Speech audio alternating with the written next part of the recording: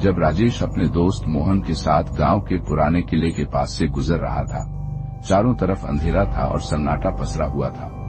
मोहन ने राजेश से कहा, ये वही किला है जहां लोगों ने चुड़ैल को देखा है। राजेश ने हंसते हुए कहा, चुड़ैल वुड़ैल कुछ नहीं होती, सब बकवास है। तभी अचानक एक जोरदार चीख सुनाई दी। दोनों दोस्त ठिठक गए। आवाज किले के अंदर से आ रही थी। मोहन की चेहरे की रंगत उड़ गई। चलो वापस चलते हैं, उसने हकलाते हुए कहा। लेकिन राजेश जिद्दी था।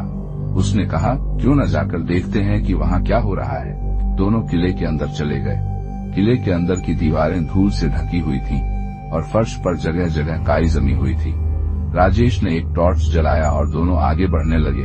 अचानक टॉर्च की रोशनी में एक परछाई नजर आई। राजेश ने जल्दी से टॉर्च उस ओर घुमाई, लेकिन वहां कुछ भी नहीं था।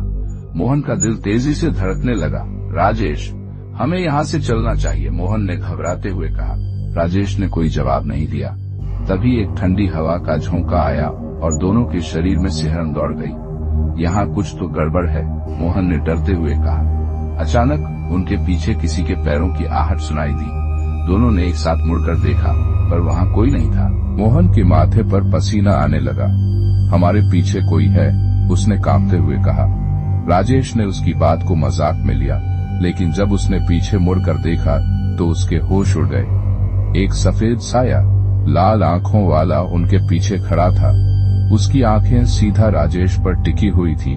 राजेश ने टॉर्च उस ओर घुमाई, लेकिन वह साया हवा में खुल गया। यह क्या था? राजेश ने चौंकते हुए पूछा। मोहन ने कांपते हुए कहा, यही चुड़ैल है। मैंने सुना है कि यह साया लोगों को मार डालता है। दोनों ने तुरंत वहां से भागने का फैसला किया।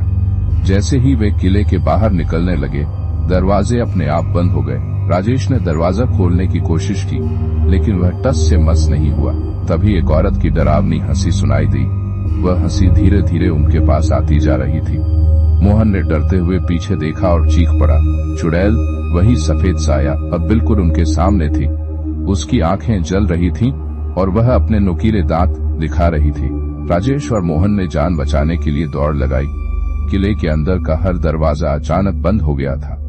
उन्हें बचने का कोई रास्ता नजर नहीं आ रहा था। चुड़ैल का साया उनके पीछे पीछे आ रहा था। अचानक राजेश को एक खिड़की नजर आई। उसने तुरंत मोहन को खिड़की की ओर इशारा किया।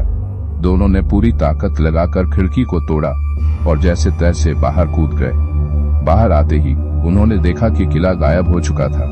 राजेश और मोहन ने एक दूसरे की ओर देखा और उनकी आंखों में भय साफ झलक रहा था।